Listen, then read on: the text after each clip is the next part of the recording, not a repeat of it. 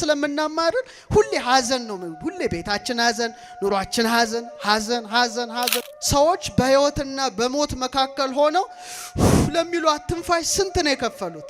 ሁሌ ማማረር ንንኝኝኝኝ ነው ምንለው። ለአይናችሁ አመስግኑት፣ ለምትተነፍሱት ትንፋሽ አመስግኑት። በነፃ ሰጥቷችሁ እንኳን አመሰግንሃለሁ የሚል ቃል እንኳን አፋችን አይወጣም።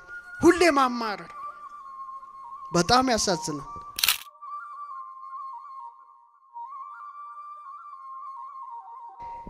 የጠቢብ አይኖች በሉ እስቲ በራሱ ላይ ናቸው። ክርስቶስ ምን ብሎ ነው ያስተማረው? ማየቶቹ ለስጋ ካይን ከውቱ ማቴዎስ 6:22 ላይ የሰውነት መብራት አለ አይን ናት። አይን እንግዲህ ጤናማ ብትሆን ሰውነት ሁሉ ምን ይሆናል? ብሩህ ይሆናል። አይን እስከጨለመ ሰውነት ሁሉ ምን ይሆናል? ጨለማ ይሆናል ይላል። ይሄን ነገር አስተውላችሁ ታውቃላችሁ? እግዚአብሔር የሰጠን ራሳችንን ስናይ አይናችንን ስናይ ወደ 7 ሚሊዮን የሚጠጉ ኮንስ ቀለምን እንድንለይ ያደረገ ወደ 100 ሚሊዮን የሚጠጉ ሮርስ የሚባሉ ህዋሳትን እዚህ አይን ላይ ነው እግዚአብሔር የቀረጸው። ዝም ብሎ አይደለም ይሄ አይን።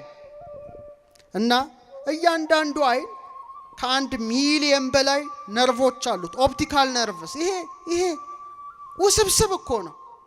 ዝም ብሎ ነው እንዴ? እናንተስ በቀላሉ ስለተሰጣችሁ ይመስሏችኋል? እያንዳንዱ ይገርማል። ለምሳሌ ሰው ወንጀል ቢሰራ በምኑ ይያዛል? ባሻራው ይያዛል አይደለ? ለምሳሌ ፊንገር ፕሪንት። ግን የሚገርማችሁ አይናችሁ ከጣታችሁ አሻራ በበለጠ 256 መለያ አለው። የጣት አሻራ እንኳን ኦልሞስት ወደ 40 ነው። እንዲ ለምሳሌ እንዲ ስትሉ 40 ነገሮች የናንተን ነው የሚያስቀምጠው ዲጂታል ሲግኔቸር። አይናችሁ ግን ወደ 256 መለያ አድርጎታል። ይሄን ያደረገ ማን ነው? ስለዚህ ሁሌ አመስግኑት፣ ስለ አይናችሁ አመስግኑት።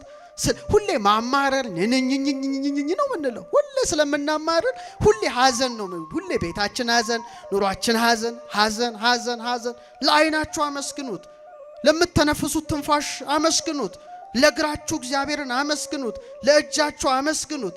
ሁሌ ኝኝኝኝኝ ደስ የማይል ህይወት በዚህ ዓለም ያላመሰገነ እንዴት ያመስጋኞች ከተማ ይገባል? አንዴ እንኳን ስለምትተነፍሱት ኦክሲጅን አመስገናችሁ ታውቃላችሁ?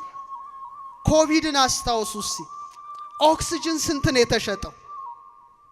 ሰዎች በህይወትና በሞት መካከል ሆነው ለሚሏት ትንፋሽ ስንት ነው የከፈሉት?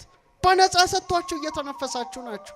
ለእግራችሁ ቆጣሪ አልገጠመ፣ ለአይናችሁ አልገጠመ፣ ለጆሮአችሁ አልገጠመ፣ ለአፍንጫችሁ አልገጠመ። በነፃ ሰጥቷችሁ እንኳን አመሰግንሃለሁ የሚል ቃል እንኳን አፋችን አይወጣም። ሁሌ ማማረር በጣም ያሳዝናል። እስትንፋስ ያለው ሁሉ ማንን ያመስግን? እግዚአብሔርን ያመስግን ይላል። እና እችን ልጠቅልለው። ጠዋት ተነስታችሁ መስታወት ስታዩ እህቶቻችን እና አይናችሁን ስትመለከቱት 3 ነገር ታያላችሁ በቀላሉ። አንደኛ ውስጥ ያለችውን ጥቁሯን ታያላችሁ አይደለ? ብሌኑን ታያላችሁ። ከዛስ ነጩን ታያላችሁ። ቢያንስ ይሄን ስታዩ አንድ ነገር ትዝ ይበላችሁ። ስለ መስታወት ሳነሳ አንዲት ነገር ትዝ አለኝ። እስቲ ልጨምርላችሁ። አንዲት ጨቅጫቃ ሴት ነበረች ይባላል። ወንዶችም አሉ፣ ይቅርታ እህቶቻችን። እና ባሏን ትጠረጥረዋለች። እሱ ግን ታማኝ ሰው ነው። እሱ ነግዶ ከተማ ደርሶ ሲመጣ በጭቅጭቅ ነው የምትቀበለው። ልቧ ይጠራጠራል። እንደው ባለቤቴ እንዳትጠራጠረኝ ስጦታ ልግዛላት ብሎ ገጠር ያለች ሴት ናት። አይታ ማታቀውን የፊት መስታወት ገዝቶላት ቤት ይሄዳል። እና በጋዜጣ አሽጎ ነው ሄደው ከዛ እንደ ጊፍት እንደ ስጦታ ይሰጣታል። ምንድነው ዛሬ ያመጣው ብላ እየተነጫነጨች ጋዜጣውን ስትከፍት ውስጥ ያለ ምን መስታወት ነው? የፊት መስታወት ነው። እና ፊቷን አየችው። በምኗ? በመስታወቱ። እና በጣም ተበሳጨች። ድሮ ውጪ ሲል ዝም አልኩት፣ ዛሬ ደግሞ ብሎ በድፍረት ቤት ድረስ ይዟት ይመጣል። ያየችው ግን የማንን ፊት ነው? በኋላ አየችና ደጋግማ አየችና እጫለች። ለዚህችስ የጨረጨሰች አሮጊት አልቀናም አለች። የራሷን ፊት ነው ግን ያየችው። አቤቱ ልቡናን ዕውቀትንም ስጠን። ቅዳሴ ላይ ሁሌ ስሰሙት ደስ ይላል። አቤቱ ልብና ልቡናን ዕውቀትንም ስጠን። ይሄ ማለት ምንድነው? ልብ በጥቁሩ ልቡና በብሌኑ አይምሮ በብርሃኑ ይመሰላል። ተመልከቱ። ልብና አለው ልቡና አለው ምን አለው? ነጩ አይምሮ ዕውቀት አለው። ስለዚህ የአይን ሶስቱን ክፍሎች ሊቃውንት አባቶቻችን መተርጉማን በልብ በልቡናና በአይምሮ መስለውታል። እና ይሄ አይን የተሰጠሽ ዝም ብሎ እንዲንቀዋለል አይደለም። በመዝሙር 24 ቁጥር 15 ላይ እስቲ አብረን እንበለው። አይኖቼ በሉ እስቲ ሁል ጊዜ ወደ እግዚአብሔር ናቸው። የኛ አይኖች አይመስለኝም ሁል ጊዜ ወዴት ነው እያዩ ያሉት? ኢዮብ 35:5 ላይ አይኖችን ወደ ሰማይ አቅንተህ እይ፣ ካንተም ከፍ ያሉትን ደመናትን ተመልከት ይላል። ይህን አይን ሰጥቶ አንድ እንኳን ሰው ቀና ብሎ እኮ አሁን እዛ ጋር የምታዩት ምንድን ነው? እዛ ጋር የሚያበራው ቀና ብላችሁ ተመልከቱ። ምን አለ እዛ ጋር ያበራ ነገር የለም? ቀና በል እስቲ ያዘው፣ አንገትን አሰራው። መጽሐፉ እኮ ነው አይንህን ወደ ለቀና አድርገህ ተመልከት። ሁሌ ሰው እንዴት መሬት እያየ ይሞታል? ያ ትልቁ ፕላኔት ነው መሽተሪ የሚባለው ጁፒተር የሚሉት ነው። መልከቱ እዛ ላይ ያለው መሬትን 1400 ጊዜ የሚበልጥ ነው። ቀላል አይምሰል። አይንን ቀና አድርገህ ተመልከት ይላል እግዚአብሔር። ስንት እግሮችን ሰጠን? ፍጠኑ። ለውሻው፣ ለድመቱ፣ ለፈረሱ፣ ለበቅሎ፣ ለአህያው ስንት ሰጠ? በቃ ይሄ ምን ማለት ነው? በአራት እግራቸው መሬት እያዩ እየተገረፉ በአራት እግራቸው ቀና ማለት አይችሉ። ይችላል እንደ አህያ አንዳንዴው ብሎ መልሶ እንትን ነው አይችልም። ሰውስ እንደ ዘንግ መልምሎ እንደ ሸት ፍልፍሎ ቀና አድርጎ እኮ የፈጠረን እኮ ያንን ተመልከቱልኝ ነው እኮ። ምድራዊና ሰማያዊ ናችሁ፣ ሰማያዊ ርስት ይጠብቃችኋል፣ ጎብጣችሁ አትኑሩ ይላል። ሁሌ የጎበጠ ትውልድ ጎብጦ ነው የሚቀረው። ቀና ስትሉል ቀና ነው። አይናችሁን ይሄን የፈጠረ እዩበት፣ መጻሕፍትን ተመልከቱበት። የኛ አይኖች አምላኬን ስጠብቅ አለ ዳዊት አይኖች የፈዘዙ ይላል መዝሙር 68 ቁጥር 3 ላይ። የኛ አይኖች የፈዘዙት በቲክቶክ ነው። የኛ አይኖች የፈዘዙት የጠቆሩት ጭምብስብስ ያሉት ፌስቡክ በማየት ሊሆን ይችላል። ዳዊት ግን አምላኬን ስጠብቅ አይኖቼ ፈዘዙ አለ። ምኖቼ ፈዘዙ? ምን አይነት የተባረከ አይን ነው! የክርስቶስን መከራ እያሰበ ፈሳሽን የሚያፈስ እንባን የሚያወጣ አይን የተባረከ ነው። ክርስቶስን የሚያይ አይን የተባረከ ነው። እውነተኛ መቅደስ ነው። እኛ እንደዚህ ስንል እግዚአብሔር ደግሞ አትረፍርፎ የሰጠንን ልንገራችሁ። ፈቃደኛ ናችሁ? 7 አይኖችን ሰጥቶናል። ስንት አይኖችን? ሁለቱም በአግባቡ በሰሩ ነው። በአንድ ድንጋይ ላይ 7 አይኖች አሉ። ዘካርያስ 3:9 ምን ማለቱ ነው? 7 አዕይንተ ልቡና አለን። 7 አይኖች አሉን። እኛ ባናይበት ቅዱሳን ግን አይተውበታል። ረቂቁን ዓለም አይተውበታል። አዕይንተ አልባብ የልቡና አይኖች፣ አዕይንተ አእምሮ የአእምሮ አይኖች፣ ወበነ አዕይንት ክልኤቲው ሳጣውያት ህየንተ አዕይንት ስጋውያት አሐቲ አይነ ነፍስ ወሐቲ አይነ ልቡና። 7 አይኖችን ረቂቅ አይኖችን የሰጠ ማን ነው? እስቲ ባንድ ላይ እግዚአብሔር ነው። ይኸው በግዙፍ አይናችሁ እኔን እያያችሁ ነው፣ እኔም እያየዋችሁ ነው። ረቂቅ አይኖቻችን ቢከፈቱ አቤት ልናየው የምንችለው ነገር አስባችሁታል? ይህንንም ሰጥቶናል እግዚአብሔር። አልነፈገንም። ቅዳሴ ላይ ምን ይላል? አቤቱ ለአዕይንተ ልቡናችን ውሳጣዊ ብርሃንን ስጥ ይላል ቅዳሴ እግዚ ላይ። ለልቡናችን አይኖች ምንን ስጥ? ውሳጣዊ ብርሃንን ስጥ። አያችሁ፣ ይሄ ግዙፉ ብርሃን ይሄ አሁን ይሄ ላይት ሪፍሌክት አድርጎ ነው አይኔ የሚያየው። ረቂቁን ዓለም ለማየት ደግሞ ረቂቅ ብርሃን ማን ይሰጠናል? እግዚአብሔር ይሰጠናል። እና እነ ሌዋታንን እነ ብሄሞትን እንኳን አዩ ቢባሉ ቅዱሳን እንኳን መላእክትንና ነፍስን ግዙፋኑ እንኳን በአዕይንተ ልቡና ነው። እግዚአብሔር ይህን አይናችንን ያብራልን። በዘኍልቍ 22:31 ላይ በለዓምን ተመልከቱት። በለዓም እስራኤልን ሊረግም ሄደ። መርገም ከባድ ነው፣ ምርቃትም ይሰራል የቃል ኃይል ስለሆነ። ሊረግም ሲሄድ መከልከል ስላለበት ይሄ ሰው የእግዚአብሔር መልአክ መጣ ሰይፉን ይዞ። አህያው አየችው። በለዓም ግን አላየው። አህያውን ይደበድባል በሰው አንደበት ጭምር። ለምን ትመታኛለህ እስክትለው ድረስ። እና ምን ይላል መጽሐፉ? እግዚአብሔርም የበለዓምን አይኖች ከፈተ ይላል። ምኖቹን ከፈተ? ረቂቅ አይኑ ማለት እኮ ነው። የእግዚአብሔርም መልአክ በመንገድ ላይ ቆሞ የተመዘዘ ሰይፍ በእጁ ይዞ ነበረ። ሰገደ፣ በግንባሩ ወደቀ ይላል። አያችሁ፣ ይሄ አይን ሲከፈት ቅዱስ ገብርኤልን ማየት ይቻላል። እንደነ ሄኖክ ኡራኤልን ማየት ይቻላል። ሚካኤልን ማየት ይቻላል። ራጉኤልን ማየት ይቻላል። አሁን እንኳን ረቂቁን ግዙፉንም አላየንበትም ነው። እግዚአብሔር አይናችን ይክፈትልን። ሁለተኛ ነገሥት 6:17 አንድ ሁለት ጥቅስ ነግሬያችሁ ልጠቅልለው። በጣም ይገርማልና ኤልሳ የሰማችሁ ነው። እዚህ ቁጭ ብሎ ብላችሁ አስቡት፣ በሀገሩ ኢየሩሳሌም ብትኖሩ ሶሪያ ድረስ የሚመከረውን ያውቃል፣ ያያል። ይሄ ማለት ከባድ ነው።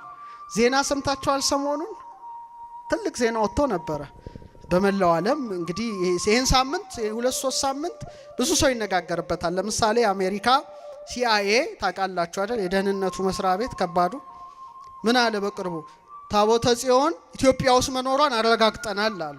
አሜሪካዎች ነው ያሉት። አሁን ነው ያሉት። ባለፈው ሳምንት አንድ ሳምንት ውስጥ በምን አወቅን ነው ያሉት። እኔ እነሱ ያሉትን ነው። እኔ ይሄን መኑ አትመኑ የራሳችሁ። ሪሞት ቪዊንግ የሚባል ነገር አለ። ሩቅ ማየት የሚችሉ ከባድ ነገር ነው አይደለ? እነሱ አይተው ይላሉ። እንግዲህ በመንፈሳዊ ዓለም ኤልሳ ኢየሩሳሌም ሆኖ ሶሪያ ያለውን ያውቃል። እስራኤል ሆኖ ያውቃል፣ ያያል። ምክራቸውን ያንሾካሾኩትን እነሱን ተጠቅመን አሉ እንዳለች አውቀናል አሉ። እና አሁን ከዚህ በኋላ ምን እንደሚመጣ እኔ እንጃ። ካወቁ እኛ እናውቃለን ድሮ። እና ምንድነው ከዛ ይነግረዋል። እና የሶሪያው መሪ ማን ነው ምክራችን የሚያወጣው? ነብይ አለ። ቆይ ወታደሮቹን ላከ። እዛ ወታደሮቹን ሲልክ ብላቴናው ሲያይ የሶሪያ ወታደሮች ዙሪያውን ከበዋል። ፈራ። አይዞዋለሁ ኤልሳ እነሱ ጋር ካሉት እኛ ጋር ያሉት ይበልጣሉ ቢለው ምንም ሊረዳ አልቻለም። እና ምን ይላል ቃሉ? ኤልሳም አለ አቤቱ ያይ ዘንድ አይኖቹን ግለጥ ብሎ ጸለየ። እግዚአብሔርም የብላቴናውን አይኖች ገለጠ። እነሆ በኤልሳ ዙሪያ ያሉት የእሳት ፈረሶችና ሰረገሎች ተራራውን መልተውት ነበር። አያችሁ፣ ጸሎት አለ ማለት ነው። ሲጸልይ አይኑ ምን ሆነ? ተከፈተ። ይሄ አይደለም የነፍስ አይኑ መላእክት ዙሪያውን። አሁን ይሄ አይናችን ቢከፈት ስንት ነገር እናይ ነበር፣ ግን ጨለማ ነው። አይናችን ጨለማ ነው። የሰውነት መብራት አይን ናት አለ። ብሩህ ቢሆን እናይ ነበረ፣ ግን ጨለማ ነው። ስለዚህ እውነተኛውን ብርሃን ክርስቶስን ሁሌ ማስገባት አለብን። አያችሁ፣ ከብርሃኑ ተለይተናል ማለት ነው። ከብርሃኑ ተለይተናል እና በቅዳሴያችን ላይ ውሳጣዊ አይናችንን አበራህልን ይላል። እስቲ ውሳጣዊ በሉ እስቲ። አይናችንን አበራህልን። ልክ እንደነ ቀሌዮጳ ነው። ማዕድ ላይ ሲሄድ እንጀራውን ቆርሶ ይሰጣቸዋል። ሲከፍቱት አይናቸው ይገለጣል። እሱ መሆኑን ያውቃሉ፣ ይሰወራቸዋል። እና ሰሎሞን ምን አለ? የጠቢብ አይኖች በራሱ ላይ ናቸው። መጽሐፈ መክብብ ምዕራፍ 2 ቁጥር 14 ወአብድሰ ውስተ ጽልመት ይሐውር። ሰነፍ ሰው ግን አለ በጨለማ ሄዳል ማለት መላእክትን አያይም፣ ረቂቁን ነገር አያይም፣ ጨለማ ውስጥ ነው ካለ በኋላ ሁለቱም መጨረሻቸው አንድ እንደሆነ አስተዋልሁ ይላል። ለተከፈተለትም ለጨለመበትም ሞት ነው። ልዩነቱ ግን ምንድነው? ክርስቲያኖች ይሄ በሕይወት እያለ አይኑ ተከፍቶለታል ማለት ነው። እግዚአብሔር አይናችን ያብራልን። ስለዚህ ቅዱስ ያሬድ ጾመ ድጓው ላይ አሁን በዐቢይ ጾም ይቆም ነውና ወያብርህ አዕይንተ አልባቢነ ይላል። የልቡናችን አይኖች ያብራልን ይላል። ደስ አይልም ጸሎቱ? ወይክስት አዕይንተ አልባቢነ የልቡናችን አይኖች ይግለጥልን። ሀበነ እግዚኦ አዕይንተ አእምሮ አቤቱ የእውቀት አይኖችን ስጠን ዘወትር አንተን ብቻ ያዩ ዘንድ። ደስ አይልም? ማንም ብቻ ያዩ ዘንድ? አንተን ብቻ ያዩ ዘንድ ይላል። ስለዚህ እቺ የመጨረሻ ጥቅስ ናት። እስቲ እንስማ። ጳውሎስ በኤፌሶን 1:18 እንዲህ ይላል፣ እርሱን በማወቅ ይላል የጥበብንና የመገለጥን መንፈስ እንዲሰጣችሁ ለምናለሁ ይላል። ምን አይነት መንፈስ? የእውቀት መንፈስ እና የመገለጥ መንፈስ። አያችሁ፣ ምን ተገለጠልን? እኛ ጨለማ። ይህንም ጳውሎስ ግን ምን ይላል? የእውቀት መንፈስ የመገለጥ መንፈስ እንዲሰጣችሁ ለምናለሁ። ይህም አለ ሐዋርያው የልባችሁ አይኖች ሲበሩ አለ። የምናችሁ አይኖች ሲበሩ? የልባችሁ አይኖች ሲበሩ የመጥራቱ ተስፋ ምን እንዲሆን በቅዱሳኑም ዘንድ ያለው የርስት ክብር ባለጠግነት ምን እንደሚሆን ለምናምን ከሁሉም ይበልጥ የኃይሉ ታላቅነት ምን እንዲሆን ታውቁ ዘንድ ነው ይላል። ተመልከቱ። እግዚአብሔር አይናችን ይክፈትልን። ለዚህ ነው ቅዳሴ አትናቴዎስ አሁን ባለፈው የደብረ ዘይት የተቀደሰው ላይ ምን አለ አትናቴዎስ? በውጪ የተተከሉ ጆሮዎች አይደሉ የውስጣዊ ልብ ጆሮዎች ይከፈቱ፣ በውጪ የሚያበሩ አይኖች አይደሉ የውስጣዊ ልብ አይኖች ይገለጡ ይላል። ተመልከቱ። በቃ ቅዳሴ ላይ ቅዱሳን ሲገለጡ ህብስቱ ተለውጦ ስጋ መለኮት፣ ወይኑ ተለውጦ ደመ መለኮት ሲሆን ያዩታል። ስለዚህ እግዚአብሔር ሰውን እንዴት አከበረው! አይገርም? ግሩምና ድንቅ አድርገህ ፈጥረኸኛልና ምን እልሃለሁ? አንድ ሰዓሊ ስዕል ስሎ መጨረሻ ምን ያደርጋል? ስሙን ነገሩ ያዟቸው፣ ስሙን ጽፎ ፊርማውን ይፈርምበታል። በቃ የኔ ነው ይሄ ስዕል እገሌ ባላለው ሰዓሊው ብሎ ፈርምበታል። ሰውም እንደዛ ነው። የእግዚአብሔር ስዕል ነው። ስሙ ፊርማው ነው፣ ማህተሙ ነው። ውስጣችን አርፏል። ለቤዛነት የታተምንበት ማህተም ነው። ያውም በኃላፊ ወርቅና ብር አይደለ በክቡር የክርስቶስ ደም እንደተዋጃችሁ ታውቃላችሁ ይላል። በሁለት ደቂቃ ስጠቀልለው ትምህርቴን አንድ አስደናቂ ነገር ተገኘ። ግኝቱን ያገኙት የውጭ ሰዎች ናቸው። በተለይ የእስራኤል ሳይንቲስቶች። ይሄን ልብ አድርጋችሁ አድምጡ። በጣም ወሳኝ፣ ሁሌ እንዳትረሱት። ከባድ ነው ግን ትንሽ ቀለል ለማድረግ ለማውረድ ሞክራለሁ። ይሄ ሰውነታችሁ እያንዳንዳችሁ አንቺም ሁላችንም እኔ ሴሉ እዚህ ውስጥ ኒውክለሱ ማለት ማይከሉ ሲከፈት እንደዚህ እንደ መሰላል ነው። እንደዚህ መሰላል ያዕቆብ እንዳየው መሰላል እንደዚህ መሄድ እግዚአብሔር የሰራው ስራ። በመሳሪያ ሲታይ ደግሞ እነሱ ደግሞ በሚሊዮን ድረስ ማጉላት የሚችል መሳሪያ ነው ያላቸው ታውቃላችሁ። ሲያዩት ወደ 6 ቢሊዮን ነው ፊደሉ እዚህ ውስጥ ያለው ማለት 1000 መጽሐፍ ቅዱስ ውስጥ ያለ ፊደል ማለት እኮ ነው። አንድ ፊደል ቢጎድል ሰው አንካሳ ይሆን በቃ ሰውነቱ ልምሾ ነው የሚሆነው። እግዚአብሔር ያስቀመጠው ነው። እና ያን ሲያዩ አሁን ሰው ከዝንጀሮ የሚባለው ነገር ወድቋል። ልንገራችሁ፣ እዚህ ሀገር ካልሆነ አላቅም የሚሰጠው ሌላው ሀገር ቆሟል። ምንድነው ይሄን እንዲቆም ያደረገው? ይሄ ሲፈተሽ ታየ። በኋላ ደግሞ እግዚአብሔር መቼም በሰጠው ዕውቀት እንዲህ ሲመለከቱት ምን አለ መሰላቸው? 10 5 6 5 ላይ ሰልፈሪክ አሲድ ነው እንደዚህ ምህዋር አለው ብሪጅ ይሰራል። 10 5 6 5 ይቆማል። 10 5 6 5 ይሄን ፊደል እንጻፍ ቢባል በቀን 8 ሰዓት ብንጽፍ አንተም ውስጥ አንቺም ውስጥ እኔም ውስጥ ያለውን ፊደል 50 ምናምን ዓመት ይፈጅብናል የራሳችንን እንኳን። ግሩምና ድንቅ አድርገህ ፈጥረኸኛል እናመሰግናለሁ። ከዛ አሁን የእስራኤል ሰዎች ስለሆኑ ብሉይ ኪዳንንም ስለሚያውቁ ሳይንቲስቶቹ ዕውቀትን ከእምነት ጋር ያስተባበረ ተመራማሪ ፍቱን ነው። እግዚአብሔር ዝም ብሎ አያስቀምጥም ይሄንን አሉና ያን ቁጥር ወደ ፊደላቸው ለወጡት ነው። የሰማችሁ ነው። ትንሽ ከብዳል ግን እውነት ነው። ጉግል አድርጋችሁ 10 5 6 5 ሲሉ መዝሙር 118 ላይ ነው የገቡት። መዝሙር ስንት? 118 ዳዊት አሌፍ ቤት ጋሜል ዳሌጥ እያለ ሄድና 10ኛዋ ላይ ዮድ ይላል። የውጣ ቀዲሙ ዜናውን በይውጣ እንተይቲ ቀዳሜ ስሙ ለመድኃኒነ ዮድ እጆች ሰሩኝ አበጃጁኝ ይላል። አሃ አሉ የንጻፉ 5ኛ ላይ አሁንም ይላል ሀ ምትል ፊደል ናት ጻፉ። ኢንክሪፕት ነው የሚያደርጉት ሰውነታችን። ከዛ 6ኛዋ ላይ ወናት አበገደሃ ዋው ዋዌ ጻፉ። ከዛ 5ኛ የሃ ወሃ ብለው ገለበጡት ቁጥሩ። ምን ማለት ነው? የሃ ወሃ ማለት ያህዌህ የሚል እግዚአብሔር ስም ነው። ለወጡት ማለት ነው። ያህዌህ የሚለው ስሙ ለሙሴ እጸጳጦስ ውስጥ ሆኖ አህያ ሸራህያ ይሄ አሼር ይሄ በዕብራይስጥ አነ ውእቱ ዘሃሎ ይሄሉ ያለውና የምኖረው እኔ ነኝ ያለው። ስለዚህ እግዚአብሔር ስም ነው ዲኤንኤ ውስጥ ያለው ወደሚለው ሄዱ ማለት ነው። እየሰማችሁ ነው? ስሙ ሕያውን ስሙን ነው። ለዚህ ነው ሰው መግደል ማትችለው አትችልም። የንጉስን ደብዳቤ ደፍሮ መቅደድ የሚችል ማን ነው? እግዚአብሔር በአርአያው የፈጠረውን ሰውነት ማፍረስስ የሚችለው ማን ነው? የእግዚአብሔር ስም የተጻፈብን በአርአያውና በአምሳሉ የፈጠረን ኋላም በትንሣኤ ዘጉባኤ የሚያስነሳን ንጉሳችን፣ ሕይወታችን፣ እረኛችን፣ ብርሃናችን ስሙ ጣፋጭ የሆነው ኢየሱስ ክርስቶስ ክብርና ምስጋና አምልኮትና ውዳሴ ለሱ ይገባል። ያስተማረን የመከረን የአባቶቻችን አምላክ የሰማነውን በልቡናችን ላይ ያሳድርብን። ወስብሐት ለእግዚአብሔር።